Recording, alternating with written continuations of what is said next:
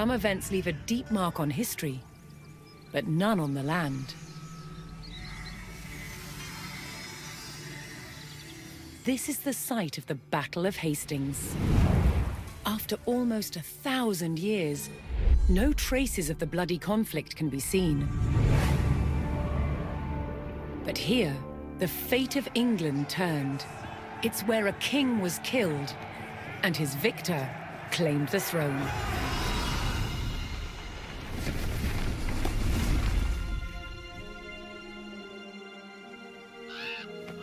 October 14th, 1066. We know what happened here on this day, thanks to this. The Bayeux Tapestry. A carefully preserved, illustrated record of events. It shows the main players. Harold, the newly crowned Anglo-Saxon King of England, and his challenger, William, Duke of Normandy. William claimed the previous king had promised him the crown. So, he assembled an army and prepared to sail to England to fight King Harold for the throne. But a storm thwarted his plans. Meanwhile, Harold discovered that a Viking invasion had landed in the north. Another threat to his crown. So he raced to fight them. In France, William waited for the right conditions to sail across the Channel to England.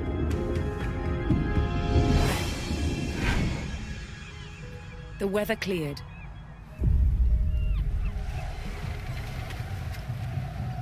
He seized his chance.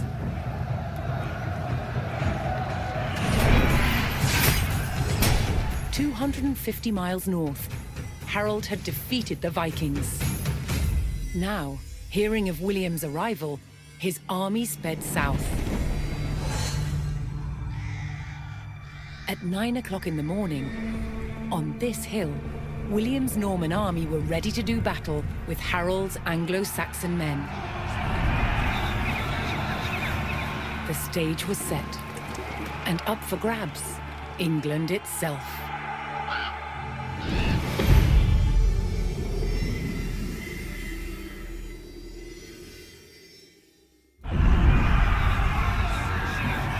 At the Battle of Hastings, the death of one man changed the course of history. The Anglo-Saxon King Harold was killed here, on England's south coast. His army defeated by William of Normandy. Anglo-Saxon rule was over forever.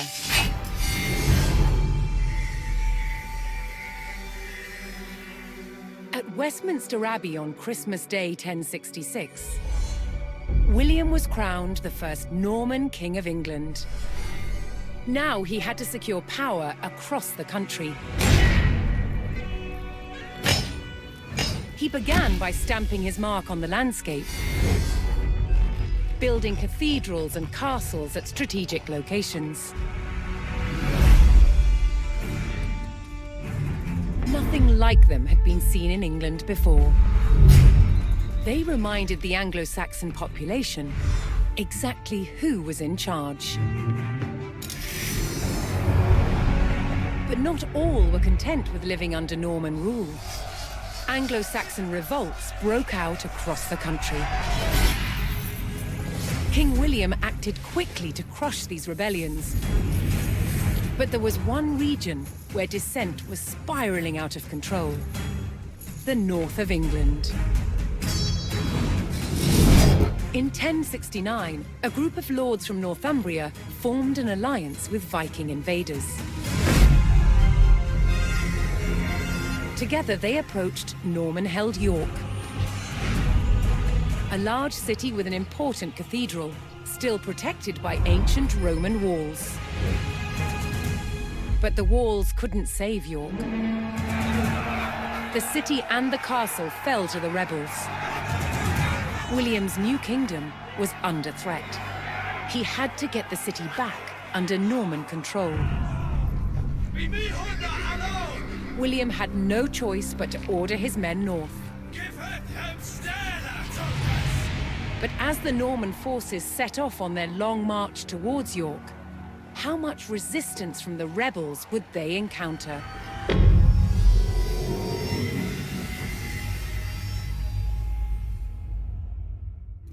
William the Conqueror had recaptured York from the rebels.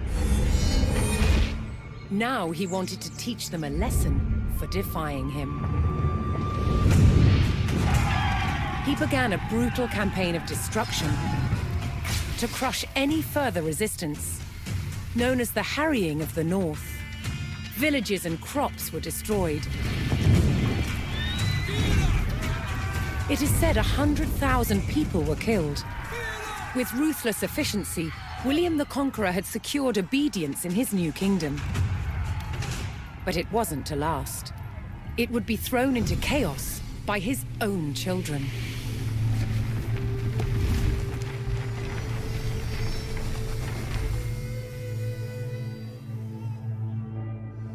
When William the Conqueror died in 1087, his favorite son succeeded him, King William II, known as William Rufus. But 13 years into his reign, disaster struck. While out hunting, he was killed.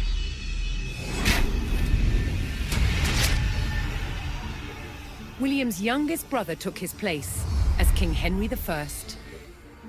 But there was a problem. At the time, Henry's elder brother, Robert, Duke of Normandy, had been on crusade. When he returned, he was furious that Henry had grabbed the throne. From Normandy, Robert attempted to invade England to claim the crown from his brother. But he failed and returned home. In retaliation, Henry struck back. In a reversal of 1066, he crossed the Channel and invaded Normandy, intent on undermining his brother Robert's rule. His first target was Bayeux. This rich and splendid city was one of the jewels of Normandy. Henry was to begin his campaign by unleashing his forces on the city. Bayeux was about to feel the wrath of the English army.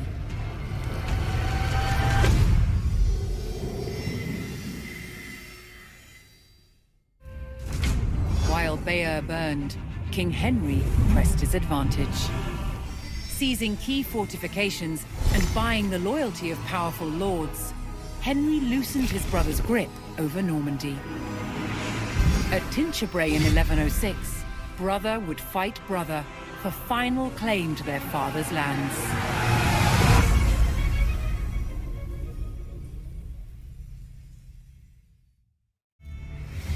William the Conqueror's sons had resolved their long feud over Normandy, with King Henry wresting possession away from his brother. But the French King Louis VI would not accept Henry's heir as the future Duke of Normandy. Henry's fragile power would face its first test, an invasion by the French king.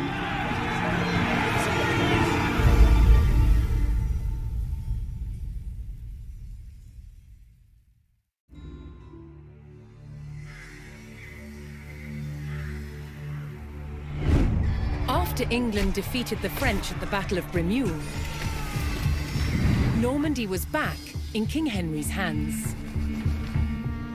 But 1 year later, his good fortune turned to tragedy. In 1120, his son and heir William Adelin died in a shipwreck. The future of Henry I's kingdom was in jeopardy.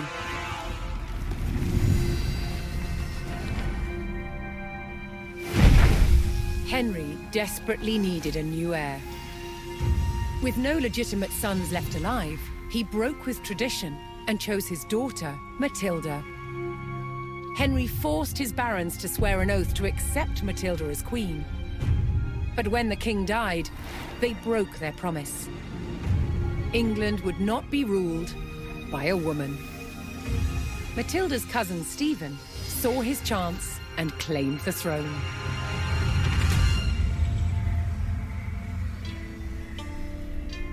The crisis moved to the capital.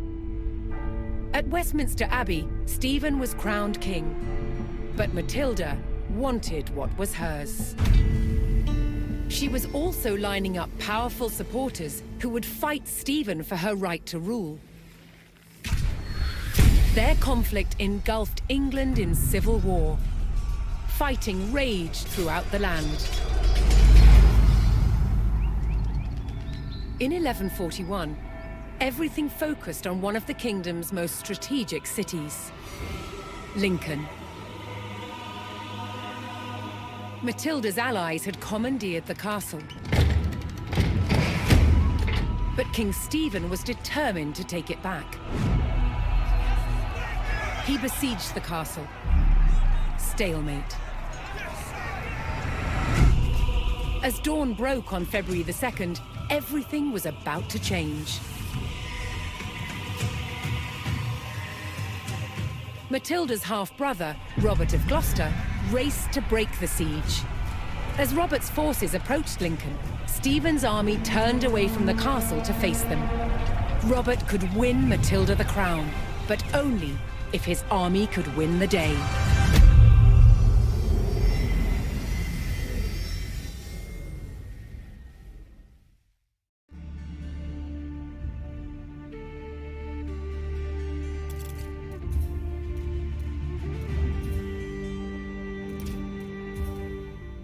Victory over King Stephen at Lincoln gave Matilda the upper hand in her fight for the English crown. But in the years that followed, fragile loyalties shifted, and under threat of capture, Matilda was forced to retreat.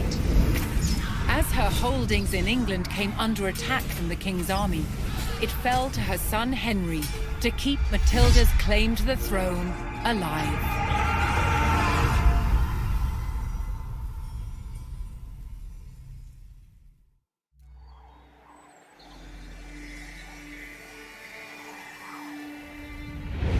At Wallingford, in the shadow of the castle, Matilda's faction, commanded by her son Henry, proved it was still willing to fight King Stephen for the crown. But after 15 years of conflict, both sides had had enough. So, they made a deal. Matilda would surrender her claim to the throne on condition that when Stephen died, her eldest living son Henry would succeed him. A year later, he was crowned King Henry II and proceeded to grow the kingdom into the mighty Angevin Empire. But, once again, what the king had spent his life building, his own children were destined to destroy.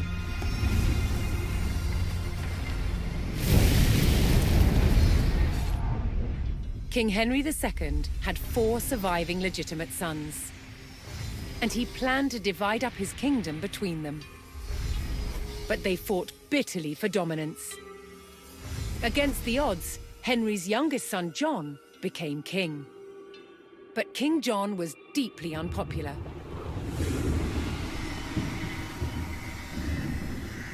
He lost huge swathes of the Angevin Empire gained by his father, then failed to reclaim them in expensive battles. Paid for by taxing his subjects. Eventually, England's barons could take it no more. They forced John to agree to a charter that restricted his power, the Magna Carta. But he went against his word.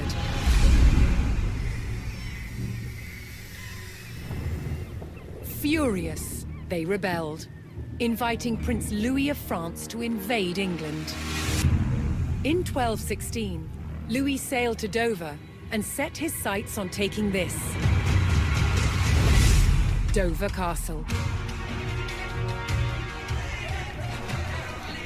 Held by forces loyal to King John, it was commanded by Hubert de Burgh. He described the castle as the key to England. He was right. If it fell to the French, so would the kingdom.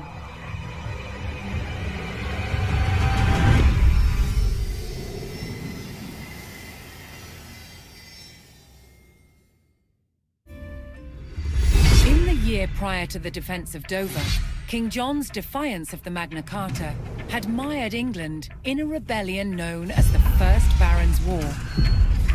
Across England, barons broke ties with the crown and seized important cities, including Rochester. With his reign under threat, John deployed his forces to retake Rochester and capture the traitors.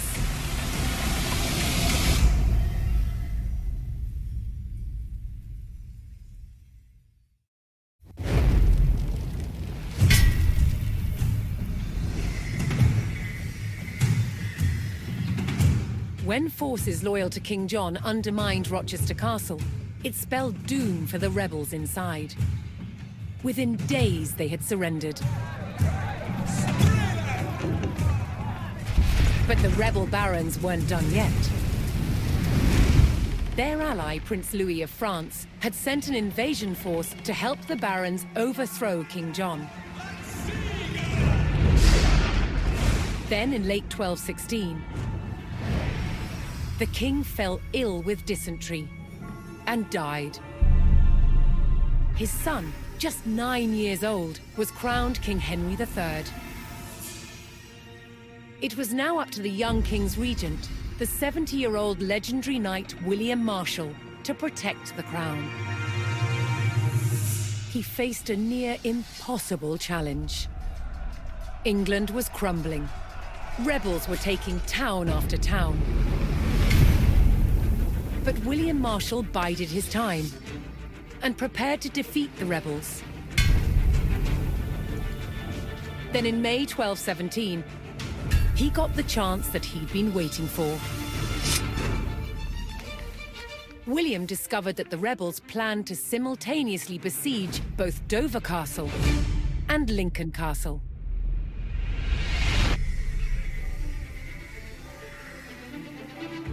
With rebel forces split and weakened, William Marshal led his royalist army to Lincoln. The castle on one side of the city was still controlled by royalists, under its formidable constable, Lady Nicola de la Haye. But the streets of the city were under rebel control. On May 20th, 1217, the Royalist Relief Force, led by William Marshal, arrived to retake the rebel-controlled city. The future of England rode on the success of this mission.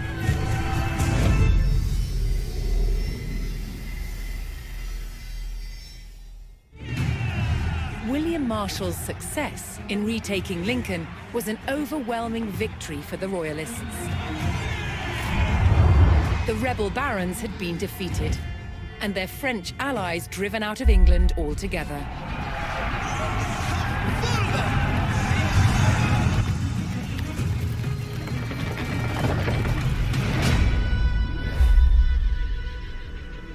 William Marshal now focused on creating a stable kingdom for the young King Henry III.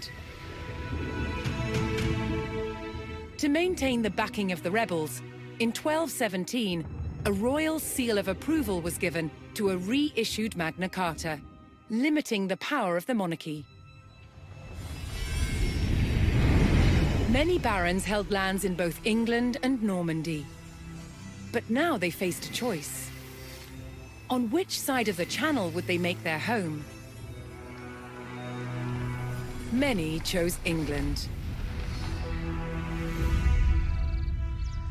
The cross-Channel kingdom was over, establishing a clear English identity.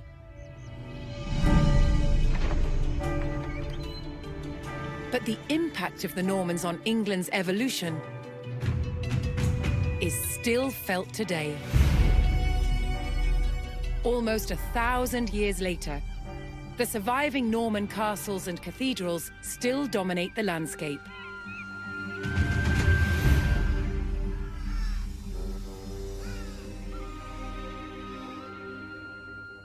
In the midst of the modern city, William the Conqueror's fortress, the Tower of London, remains a powerful reminder of their legacy.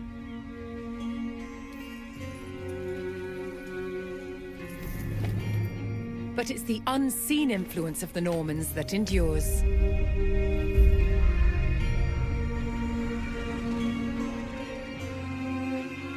The Norman invasion changed the English language and established the foundations of modern parliament and governance.